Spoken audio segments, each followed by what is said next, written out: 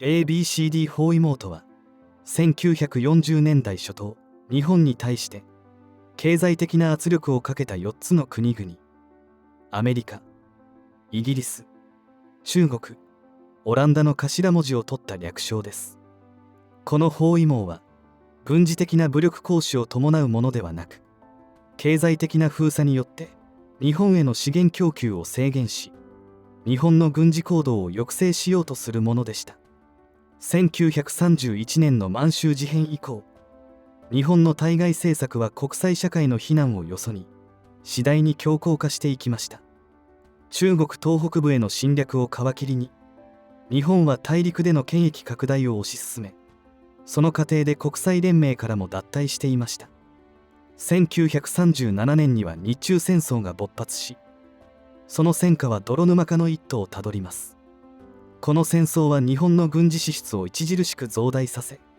資源需要を急増させる結果となりました。これらの資源を確保するために、日本は東南アジアへの進出を画策することとなり、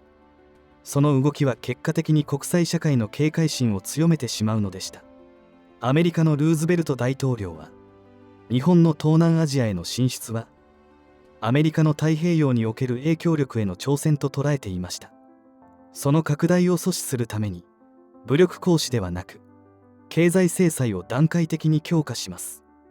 この政策を強力に推進したのは、アメリカ内務長官のハロルド・イケスです。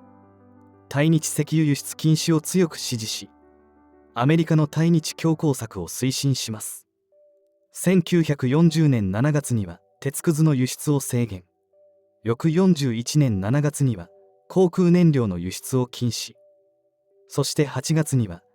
ついに石油の輸出禁止に至ります。この石油禁輸は、日本にとって経済活動、軍事活動を継続する上で致命的な打撃となりました。アメリカの経済制裁は、単に物資の供給を制限するだけでなく、日本の経済システム全体を締め付けることを意図したものだったのです。また国務長官を務めていたコーデル・ハルは日本に対し、中国からの撤兵、満州国不承認、日独伊三国同盟の破棄、無条件での日中戦争の終結などを要求するハルノートを提示。日米間の外交交渉は事実上決裂したのです。このハルノートは、日本にとって自国の外交政策を根底から覆すような内容であり、到底受け入れられるものではありませんでした。一方イギリスは、ヨーロッパでの戦況が逼迫する中、アジア地域における日本の動きを自国の植民地支配に対する脅威とみなしていました。チャーチル首相は日本軍の南進政策を強く警戒します。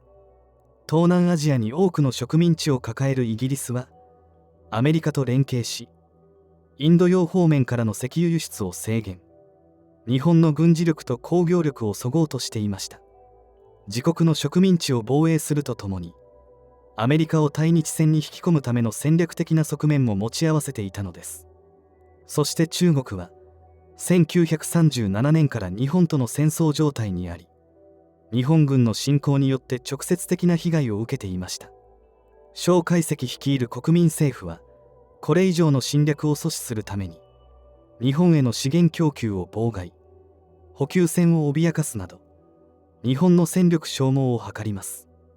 さらにアメリカやイギリスからの支援を受けながら、日本との戦いを継続。長期戦に持ち込むことで、ABCD 包囲網の一翼を担ったのです。最後はオランダ。インドネシアに豊富な石油資源を有していたため、ウィルヘルミナ女王は自国の権益を守るため、アメリカ、イギリスに追従します。日本への石油輸出を徐々に制限していき、1940年12月に石油の禁輸措置を取ります。自国の植民地を守るために、対日強硬策を取る必要があったと言えるでしょう。この4国の ABCD 包囲網の形成には、ヨーロッパで勢力を拡大していたドイツ、イタリアの影響力も関与しています。1940年に締結された日独伊三国同盟は、アメリカとの対立を深め、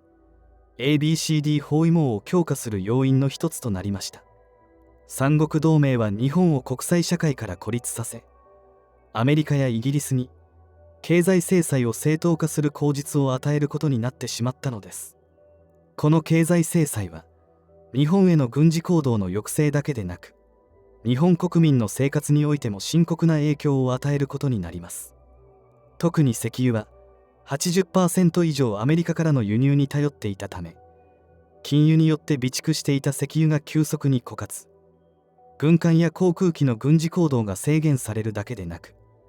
市民の足ともいえるバスが木炭バスになるなど、生活面においてもかなりの影響が出ていました。また石油だけでなく、鉄鉱石、鉄くず、ゴム、ボーキサイト、錫、ニッケル、コバルト、タングステン、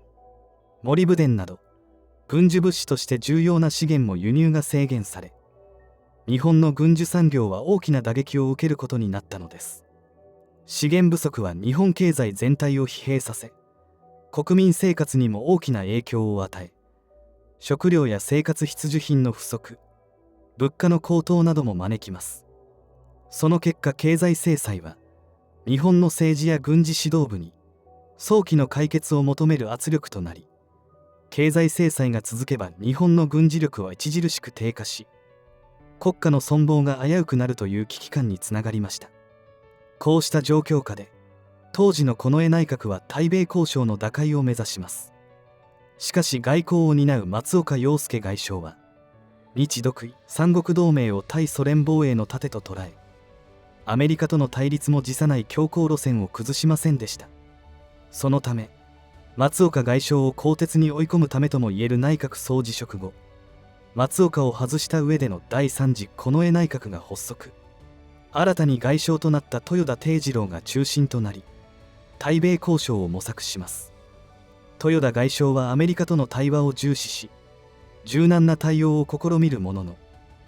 アメリカはハルノートを主軸にした強硬な姿勢を崩しません。アメリカの要求は厳しく、日本の主張との隔たりを埋めることはできませんでした。東條英機陸軍大臣は、近衛首相が日米交渉を進展させるために、中国からの撤兵を検討する方針に猛抗議。東條陸軍大臣を中心に近衛首相に対する反発が強まり、1941年10月16日に近衛内閣は総辞職に追い込まれました。その2日後には東條内閣が成立。東條首相は陸軍大臣も兼務し、対米開戦へと舵を切っていくことになるのです。国内ではマスコミが ABCD 包囲網という言葉を用いて、日本の資源不足を強調し、国民の危機感を煽りました。新聞やラジオは連日アメリカやイギリスの強硬姿勢を批判し、対米開戦を支持する論調を繰り広げます。このような世論の高まりの中で、国民の間にはアメリカとの戦争もやむなしという空気が形成され、戦意が高まっていきます。このような状況下で、日本は1941年12月8日に真珠湾攻撃を画策し、太平洋戦争を開戦することにつながっていくのです。